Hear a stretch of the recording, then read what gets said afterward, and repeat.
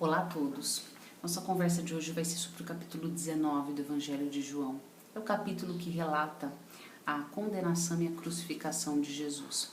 É interessante a gente ler em paralelo também os outros evangelhos, porque cada evangelho vai ter o seu registro, a sua perspectiva, um detalhe que complementa a história, que enriquece o nosso conhecimento de como foi esse fato. Sabemos que Pilatos de alguma forma se colocou em superioridade diante de Jesus no momento em que vemos que ele quis perguntar a Jesus, né, algumas coisas e Jesus não respondia, no versículo 10. Ele disse: não sabe que eu tenho autoridade para libertá-lo e para crucificá-lo? E Jesus responde: você não teria autoridade nenhuma sobre mim se do céu não te fosse dado. Interessante porque em muitos momentos da história, e por que não dizer agora também, muitas pessoas pensam que estão no controle das situações, no controle das coisas que acontecem, né? Ainda mais pensando que Jesus foi levado por soldados, estava ali realmente humilhado, oprimido, parecia que ele estava sendo subjugado pela humanidade, pelo império da época. Mas tudo aconteceu para que se comprovasse, se cumprisse as escrituras. Então nada estava fora do controle soberano de Deus e a vontade de Deus. Claro, não é uma vontade de sofrimento, uma vontade apenas permissiva realmente, porque Deus sabia que só através desse sacrifício nós teríamos salvação. Então foi necessário que ele passasse por tudo que ele passou. Gritaram para que matasse Jesus e Pilatos então o entrega e preparou uma placa escrito Jesus Nazareno, o rei dos judeus. O povo também questionou isso, porque disse: não faz essa placa, fala que ele que se diz rei dos judeus, não que ele seja realmente o nosso rei. E Pilatos fala: o que escrevi. Ou seja, realmente até essa placa declarava a fala de que Jesus era o rei dos judeus.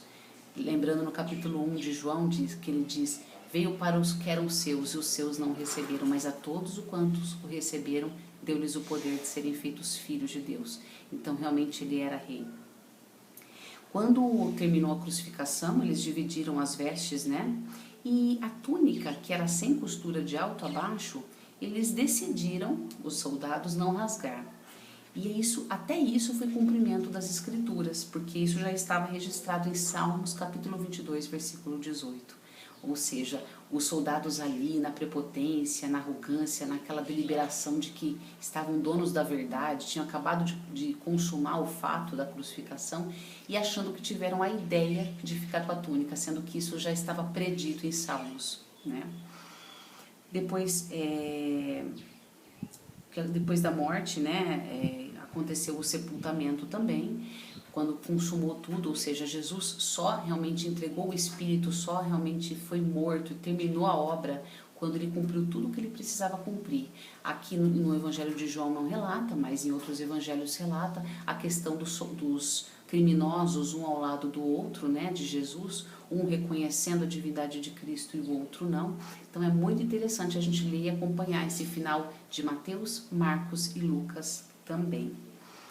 O sepultamento de Jesus também acontece com dois discípulos que, de certa forma, eram discípulos mais secretos de Jesus, pessoas de alto poder aquisitivo da sociedade, né, que é José de Arimateia e Nicodemos, e os dois os envolvem com especiarias e tudo mais. Lembrando que quando Jesus nasceu, ele também recebeu 3 presentes, né, dos Reis Magos, e esses presentes também eram um prenúncio da preparação de Jesus para o final da vida, para essa morte.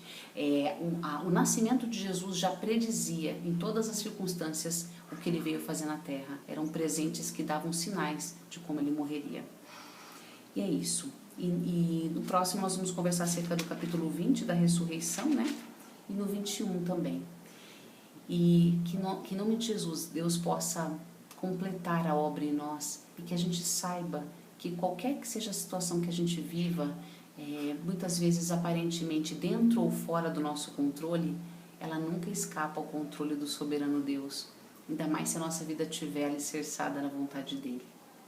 Senhor, nós entregamos a nossa vida nas tuas mãos, dia após dia, para que a gente tenha a fé e a certeza de que o Senhor está no controle absoluto de todas as coisas, até daquilo que não sai como nós esperamos, mas em nome de Jesus entregamos em amor o nosso coração ao Senhor e somos gratos por tudo que o Senhor fez por nós na cruz, por esse sofrimento tão terrível que pagou o preço em nosso lugar. Em nome de Jesus. Amém.